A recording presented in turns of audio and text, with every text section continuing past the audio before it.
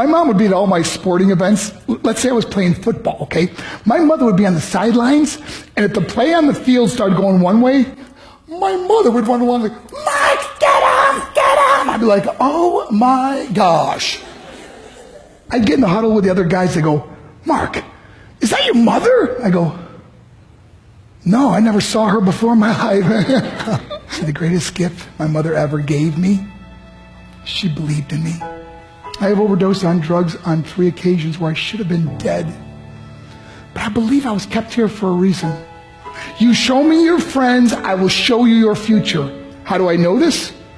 I hung out with losers, and I became the biggest loser of them all because I gave up everything I dreamt about as a little boy because of who I chose to surround myself with.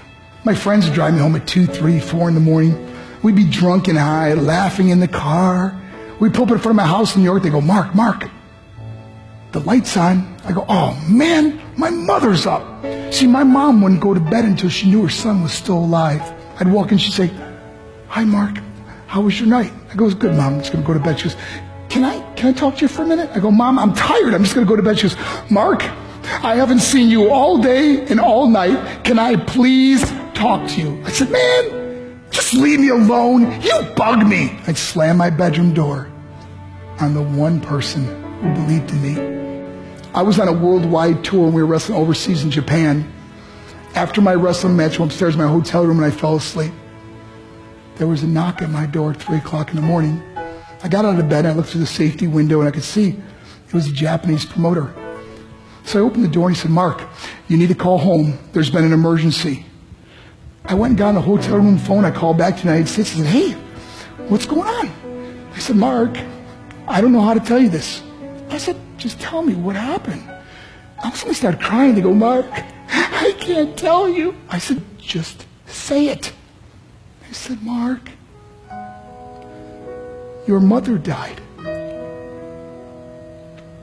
I just threw the phone down. I ran out of my hotel room. I took the elevator to the lobby, and when the doors opened up, I just ran out into the street. I mean, there was no cars, there was no people. It was 3 o'clock in the morning.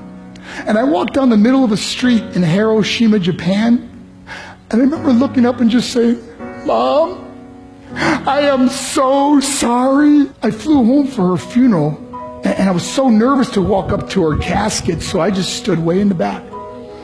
And I kept looking from a distance. I kept thinking to myself, Mom, please wake up.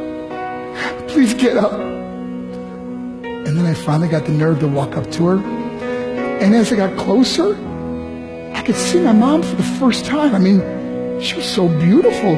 She was dressed in white. I mean, she looked like an angel. And I just stood over and I said, Mom, you are my hero.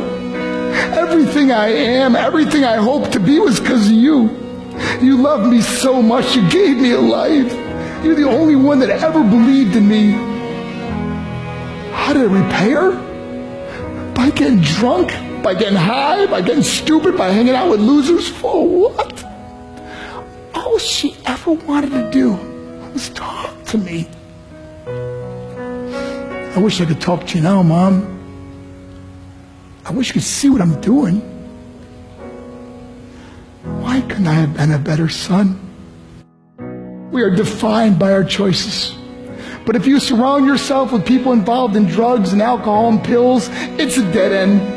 I'm not here to preach to you. I'm here to tell you I lived that life. It leads to broken hearts, broken relationships, broken dreams, and death. For what? To get high? If you have a mother or a father, when you go home, tell them how much you love them. See, my whole life was about being rich and famous. I had to be a millionaire. I had to win the race. I had to win the race at the expense of my marriage, my family, my friends. For what? To be all alone in the world? I learned what is truly important, and that is how precious this gift of life is, and our families, and how quickly it can be taken away. See, I no longer live in time. I live in moments. See, it's not what's in your pocket that matters.